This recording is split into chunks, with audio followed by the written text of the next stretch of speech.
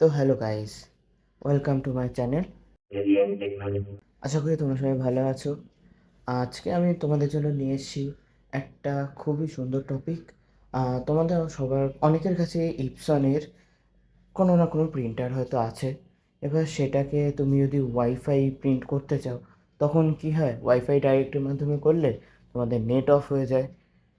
সেক্ষেত্রে প্রিন্টিংয়ের সময় কিছু অনলাইন প্রিন্ট করতে হলে অনেক সময় প্রবলেমের সম্মুখীন হয়, আমিও পড়েছি। এবার সেটার সমাধান হলো তোমাদের ওয়াইফাইটিকে তোমাদের ঘরের ওয়াইফাই রাউটারের সাথে অ্যাড করতে হবে।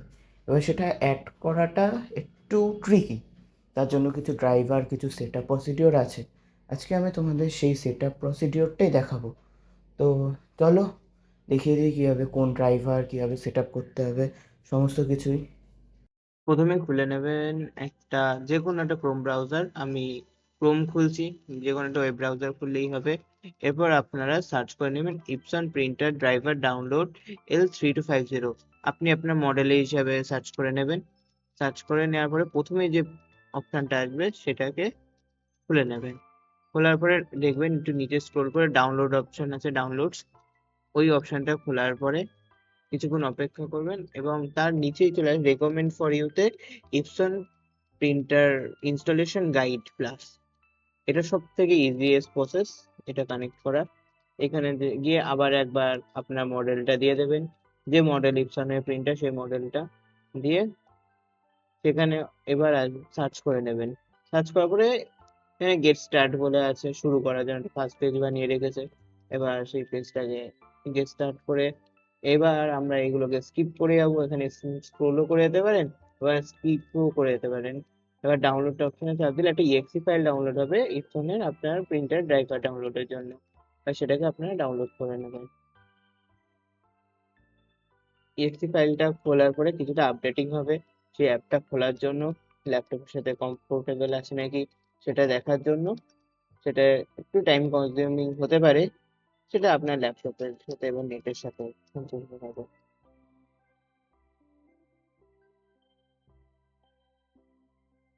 এরপরে আপনার কাছে একটা এগ্রিমেন্ট চলে আসবে, আপনি এগ্রিমেন্টটি অ্যাকসেপ্ট করে নেবেন। তুমি পড়েছো নাকি তাই চাচ্ছে, সেটা ইয়েস করে দেবে। নেক্সট, আপনি প্রিন্টারে কালি টালি ভরে নিতে হবে যাতে পরে কোনো প্রবলেম না হয়। এরপর প্রিন্টারে কিছু ড্রাইভার ডাউনলোড হবে, স্ক্যানারে কিছু ড্রাইভার ডাউনলোড হবে। সেটা আমি একটু ফাস্ট ফরওয়ার্ড করে দিয়েছি, নাহলে অনেকটা টাইম কনজিউমিং বিষয় এটা। এরপর আপনি যদি ওয়্যারলেসলি কানেক্ট করতে চান তাহলে ওয়াইফাই নেটওয়ার্ক করবেন, ওয়্যারলি করতে চাই ওয়্যারলেসলি, আর ওয়্যার করতে হলে ইউএসবি তে চলে যাবেন। আর এরপরে আপনি নেক্সটে যাবেন। এরপরে এরপরে ওয়াইফাইটাকে কিছু 5 সেকেন্ডের জন্য চেপে ধরে রাখতে হবে, প্লিজ। ওয়াইফাই বাটন 5 সেকেন্ড ধরে চেপে রাখলে ওই লাইটটা, নেটওয়ার্ক বাটন আর ডাইরেক্ট প্রিন্টারের দুটো লাইটে ব্লিঙ্ক করতে থাকবে। আমি একবার দেখিয়ে দিচ্ছি কিভাবে সেটা।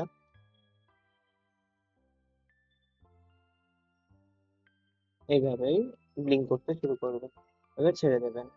তারপর কম্পিউটার নেক্সট করবেন। এবার প্রিন্টার ওয়াইফাই এবং ওয়াইফাই ল্যাপটপের সাথে বা কম্পিউটারের সাথে আপনার কানেকশনটা অ্যাড করবেন। এরপর আইপি অ্যাড্রেসে কিছু করবেন না, নেক্সট করে যাবেন, ওতে আপনার প্রবলেম হতে পারে। এরপর এটা একটু টাইম কনজিউমিং বিষয় কানেক্ট হওয়াটা, এবং কানেক্ট হয়ে গেলে ওই নেটওয়ার্ক বাটনের যে লাইটটা ওটা ওইভাবে জ্বলে যাবে। এবার আপনারা আপনাদের জন্য কিছু ড্রাইভার দেবে যেগুলো প্রিন্টারের সাথে আপনারা ইউজ করতে পারেন। এখানে আমি সবগুলোই ডাউনলোড করে নেবো, আমার যেহেতু সব লাগে। আপনি না হলে এভাবে চেক করে নিয়ে পরে স্টেপে চলে যেতে পারেন। এইটা অনেকটা টাইম কনজিউমিং বিষয়, আপনার নেটের উপর সম্পূর্ণ নির্ভরশীল কতক্ষণ টাইম লাগবে এই ড্রাইভার গুলো ডাউনলোড হতে। আমার 5 থেকে 6 মিনিট লেগেছিল, আপনার নেটের উপর।